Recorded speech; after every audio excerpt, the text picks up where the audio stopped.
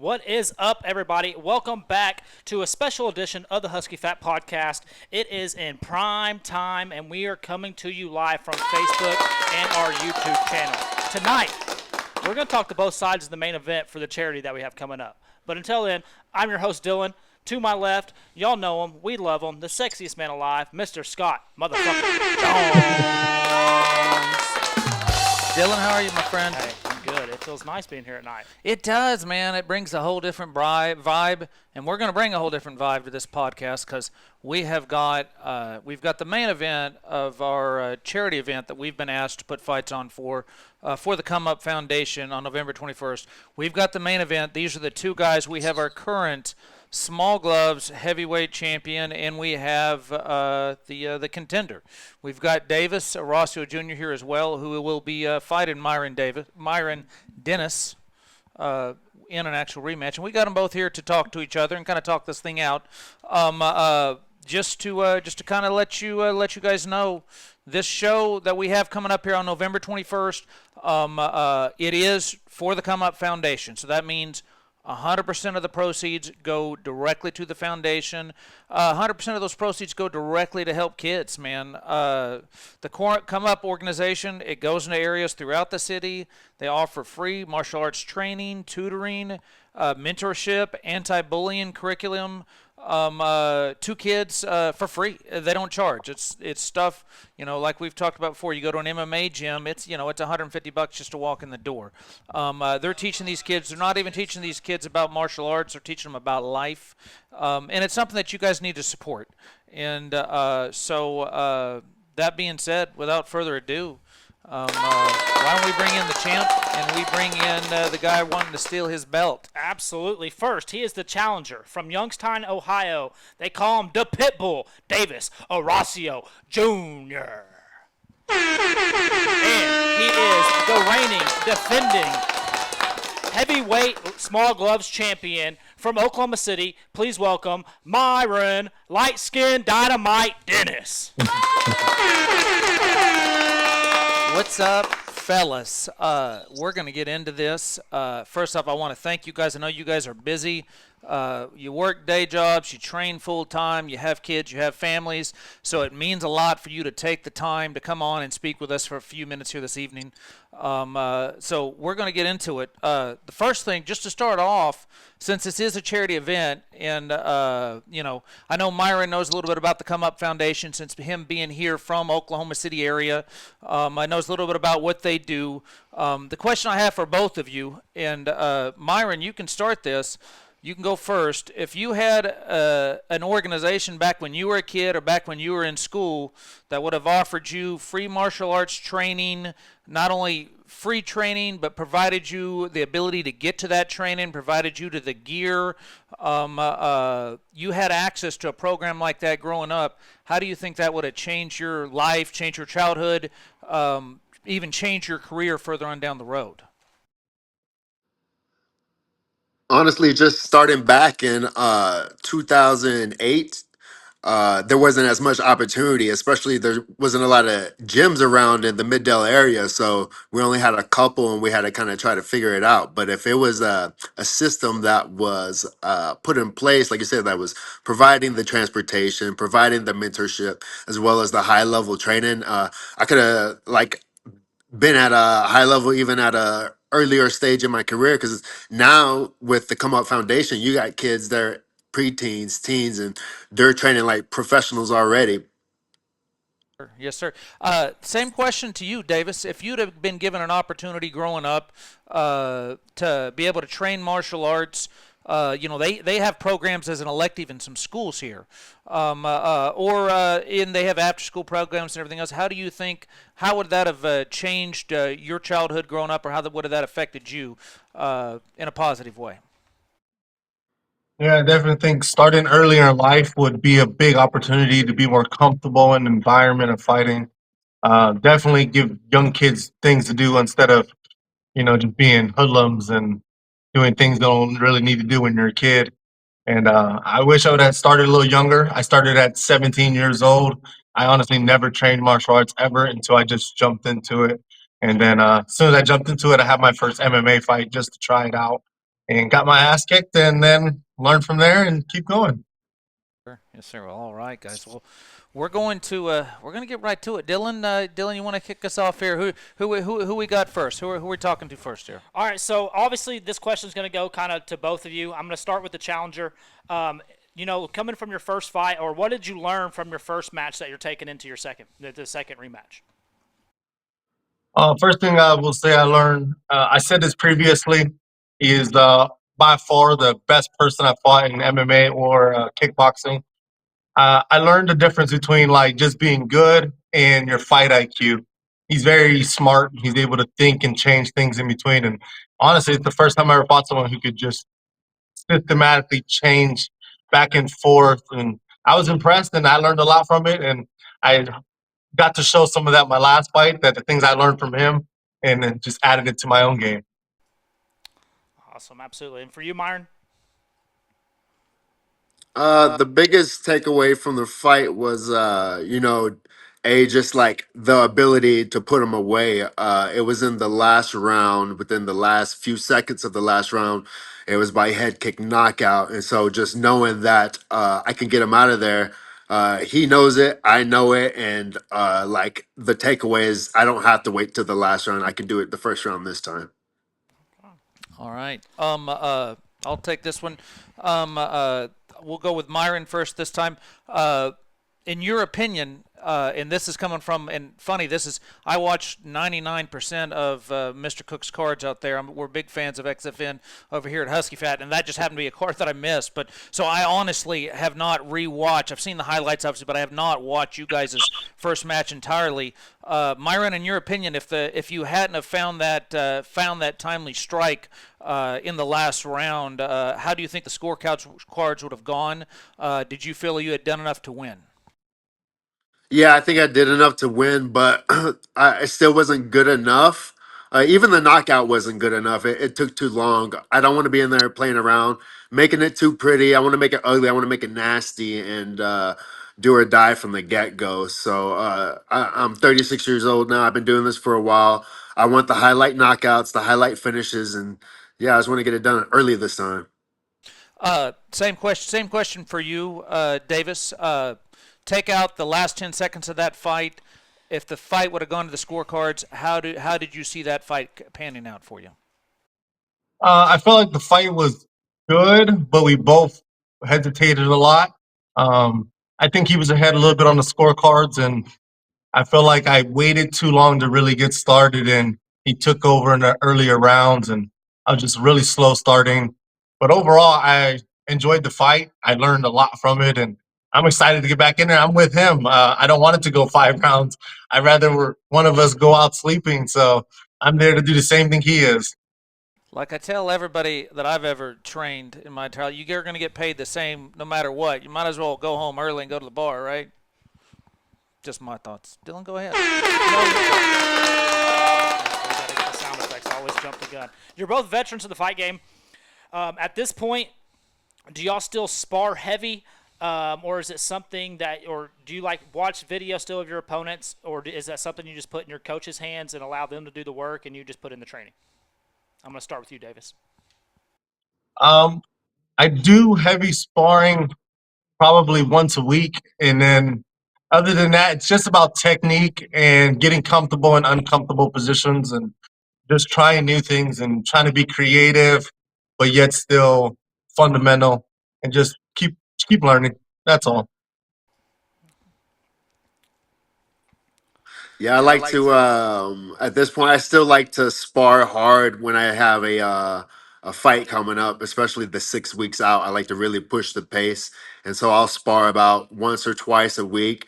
Fridays, sometimes I'll go out there to the War Room with Stephen Wright out there in Fort Worth, and they got a lot of savages down there. Sometimes I'll turn around and come right back that same night and wake up and go sparring at Lovato's with David Wright and those guys down there. There's some savages, and then sometimes I'll even go on Sundays to Killer Bees out there in Edmond and get some heavy sparring out there with Montaigne and the fellas out there. But yeah, I like to get that heavy sparring because if you don't push the pace in fight camp, you can't expect to tap into that gear on fight night if you haven't put yourself in that position.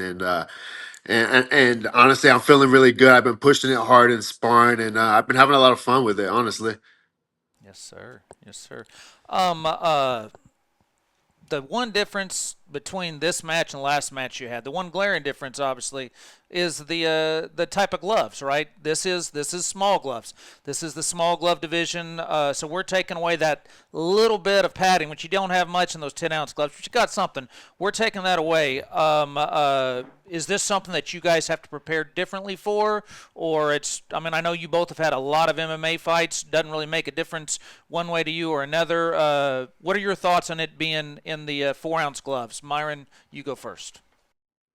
Well, just being like an American, and like I said, back in 2008 started, we never had like the big circuit here in America for kickboxing with the big gloves on. So we always had to take what we could. But there was always MMA fights. And being a kickboxer, I would always just have to turn my MMA fights into kickboxing matches. So like slugging it out with guys like Paul Buenatello with MMA gloves, heavy hitters like that. It's just kind of been my thing. So. I I don't know. I feel comfortable with it. You don't have big cushions to hide behind, so the do sneak through a lot easier. And I got fast hands, but with those small gloves, they're even faster, so they'll be sneaking through. But yeah, I'm pretty comfortable. I'm even more so comfortable in the MMA gloves. All right. And Davis, go right ahead. What's your response to that? I agree. The smaller gloves is more comfortable due to the fact that we both have MMA background. Because, like him, I didn't find kickboxing early in my career to later on. So you really get more comfortable using the smaller gloves, the getting punches through the smaller pockets, the little bit of grabs here and there. The clinching's a little easier, easier to pummel out. The boxing gloves does hinder a lot of that. It makes it a little more difficult. So I think with the MMA gloves, though, it just makes it more creative. And yes, the knockouts are a lot higher rate. Sorry, sorry. I do have now that we're going off script here a little bit, Dylan. But now that I have both of you here, I do want to talk to you on the smaller gloves. Everybody who watched the UFC last weekend saw the eye poke with Tom Aspinall and Cyril Gahn. Has that ever been an issue for you guys? I've seen a debate back and forth. I mean, I've seen what's his name, Miller, who has the most fights of anybody in the UFC history, has gone on and said, "I've never poked somebody in the eye once. It's bullshit. It's just they're training wrong or they're doing it on purpose." What do you guys takes as far as the eye pokes? Should they be taking a point? First eye poke, point one. What are you guys' take on that? And Davis, you go. You can go ahead and go first. Uh, I feel like with MMA gloves, there's a small percentage chance. I've had tons of fights. I've never poked anyone in the eye. Fortunately, I've only been poked in the eye once ever, so I don't have a lot of experience with it. But I do believe it's a lot of times it's bad habits they learn, and then they just kind of get comfortable sticking their hands out there. But I'm not sure if it should be a point deducted. I think it should definitely be one time, then a point, then you lose the round. Don't keep letting it happen over and over. But I believe that should be like that for every foul. Like, make sure you say something. That's on the ref, obviously, and then stick to what you say. Don't say, "Okay, you poked him. It was an accident." "Oh, you poked him again. It's an accident." Actually, step in and make it a firm. Keep your fingers down. Myron, go ahead. What's your thoughts on it? Yeah, I don't know. I had to go back and rewatch what happened during that Aspinall fight. But typically, when I've seen it happen, is when the person doing the poking, they kind of freaked out and then try to get away from the person and then kind of get the eye poke in. But it just comes from motor control skill and just being comfortable with yourself and not acting scary, honestly, because it doesn't take a whole lot of motor control to point your fingers up if you're going to have your hands out. And if people do like to have their fingers pointed out towards me in their stance, I'll go ahead and from the feet, I'll hammer fist them in their fingers and I'll jam their fingers back into their hand, and then they won't want to eye poke anything ever again. But I don't know, man. It depends how serious the eye poke is. I say in any combat sport, you can do anything once and get away with it. So I don't know, fair game. Do it once and then get the warning, then go from there. Go ahead, Dylan. No, awesome. So I'm going to actually jump into some individual questions. Davis, I'm going to start with you. Without looking past Brian in your last fight, were you planning on immediately calling out Myron for this one? And then, yeah, or was it just one of those things that it was spontaneous in the event? Last fight, the main goal was Brian. I didn't think anything past Brian. He's a really big, strong guy, so I didn't really look past it at all. First time fighting kickboxing with small gloves, new organization. I feel like I had my hands. I was very prepared. I knew I was going to have a nice competitive fight. I was impressed. He's a great fighter. And then I just took the opportunity. I felt like I won. I wouldn't say as good as I wanted, but I won the fight. I felt like I made improvements. And why not take the opportunity to ask for a rematch with the guy that beat you in kickboxing last and the best guy you've ever fought? Why not? All right. Absolutely. Myron, I got a question here. What motivates you for this rematch? Was it the call out? Was it him beating your teammate Brian, who you've been friends with for a long time? What's motivating you for this rematch? Because I'll be honest, you were. I mean, just to be clear about this, Davis called for the rematch on that fight night. Myron was in my inbox probably it's 3 or 4 in the morning the following morning, saying, hey, when are we going to run this thing back? So what's motivating you for this rematch, Myron? Well, I'm glad you brought this up because honestly, I'm pissed because I was having a good day. I was sitting poolside. I was on my third espresso martini, and then all of a sudden I hear ding, bing, ding, ding, bing, bing. My inbox blowing me up. Everybody's like, "Hey, did you see that? You just got called out." I said, by who? They said Davis Horacio. I said, who? Davis Fellatio? I said, what the hell? I said, nobody even knew who he was until I signed the contract. Now he's famous. Now he's rich. Now that wasn't enough. Now he's getting greedy. He came to my town, started fights with my friends, and then called me out. So now that's where the motivation is. I usually don't like to fight the same person over and over again. I like to just beat it up and run. But for some reason, he's obsessed with it. I don't know. It's like Mariah Carey's song, "Why You So Obsessed with Me?" So I'm gonna give him that closure that he needs and that he wants, and I'm gonna keep it moving. All right. And what do you got to say about that, Davis? I love it. I keep it simple. I love it. So for you, Davis, is there any bad blood between you, or you just want your redemption? You want your get back? I feel like it's opportunity. Why not get paid for a rematch against the guy you learned so much from? You're gonna do it again. Hey, what's the worst thing that can happen? It's already happened. This time's gonna be better. That's it. Yes, sir. Yes, sir. Myron, I've got a question for you here. You've been your last couple fights have been in MMA, been against two top guys. One of them's in the UFC right now. He ought to at least giving you a percentage of that check for helping get him there. Um, uh, is your training any different, focusing on the kickboxing? And did you take any? And was the MMA fights, I guess, harder on you now that you are in the upper stages of your career? MMA fights harder for you than preparing for kickboxing fights. No, it's just really finding opponents in the light heavyweight division, but then also finding good matchups. Because to be honest, when I fight MMA, most of the time the only people that are gonna accept the fight are people that are gonna just want to wrestle the whole time.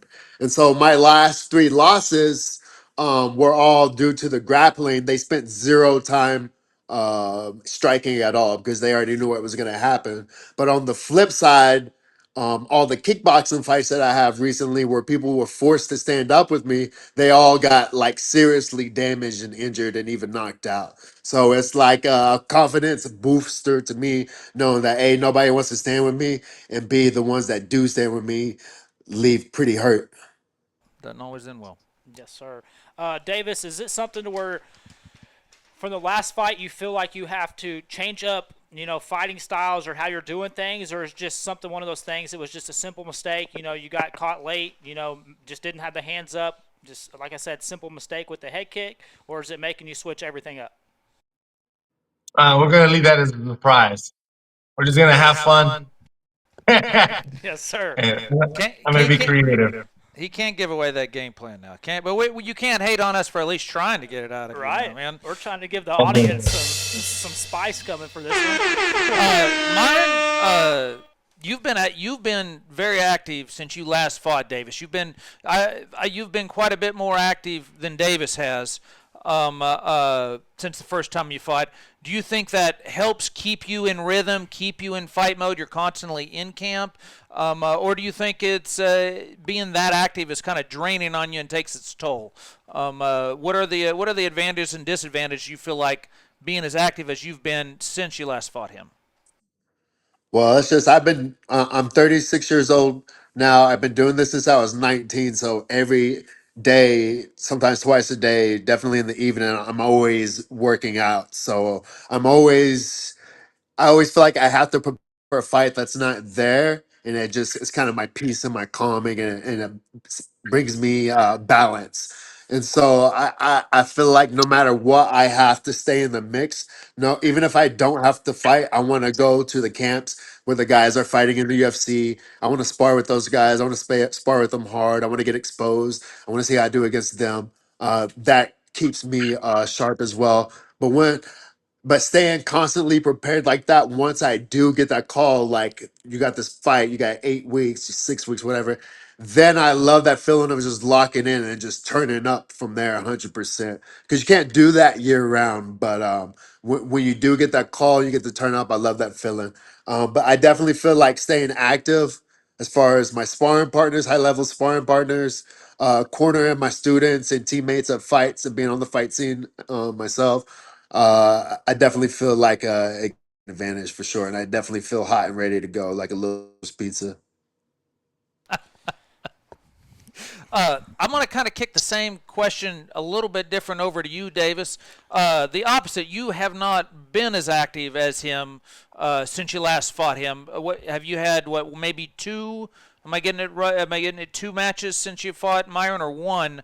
Do you feel like now? Obviously, you fought recently. You fought Brian, and you look good fighting Brian. By the way, you didn't really look like. I mean, your first round was kind of a feel-out round, but you guys are big guys with small gloves.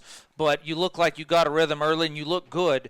Do you feel like? But do you feel like not being active kind of allowed your body to heal and process, or is it kind of made you a little bit more rusty and harder to get back in the swing of things?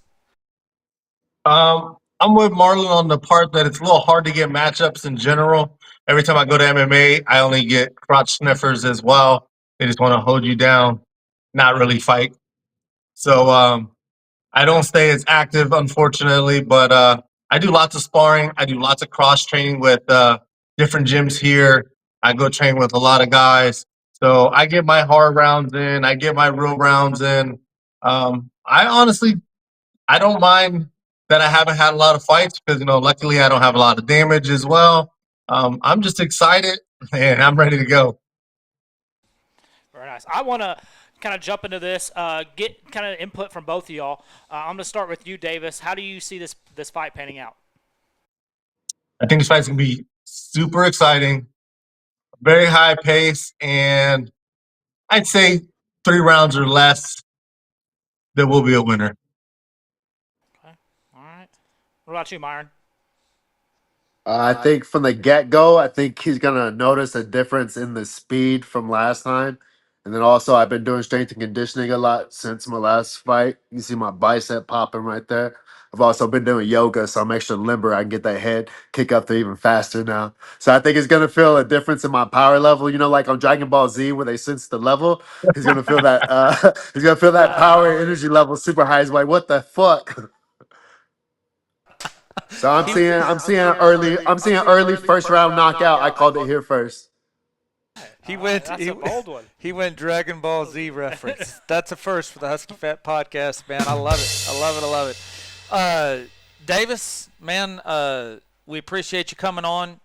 Give us any final word. Give us some final words here, not just for your opponent, but for your fans, for anybody coming out to watch, for anybody coming to support the Come Up Foundation. What are some final thoughts and final words before we let you go here?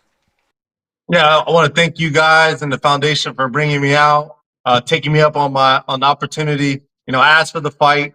Honestly, I wasn't sure because you have probably tons of fighters on your roster, so I just took the opportunity, presented myself, and I appreciate the fight.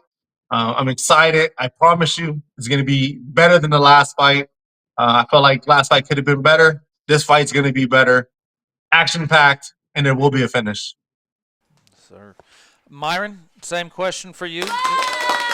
Final words for your opponent, and then any final things you want to say to the fans, to the people coming out to watch, people tuning in.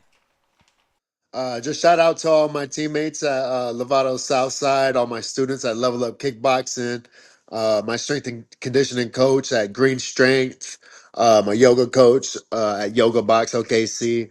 And I appreciate everyone coming out to support a good cause. Scott and Husky Fat, I appreciate you guys being around here and being a solid promotion for us fighters to have a platform to develop our kickboxing on and take it to the next level. So appreciate you guys putting this on. As far as Davis, hey man, I know you want this rematch and I know you want this win, but there's just certain rematches that happen that I'm just gonna win every single time, and this is gonna be another one. But don't let that hold you back, because I'm not gonna hold back, and let's get after it for a good cause. Hey, we appreciate you fellas. It's always great to have y'all on there, and trust me, I'm gonna have the crowd hype, and I'm gonna have both of y'all hype when I'm giving that intro for y'all. So I'm excited for this one. I'm excited for this one. You guys get some rest. We appreciate you, fellas. We'll see you soon. Yes, sir. Let's go. See ya. Have a good night, fellas. Man, it's gonna be a banger.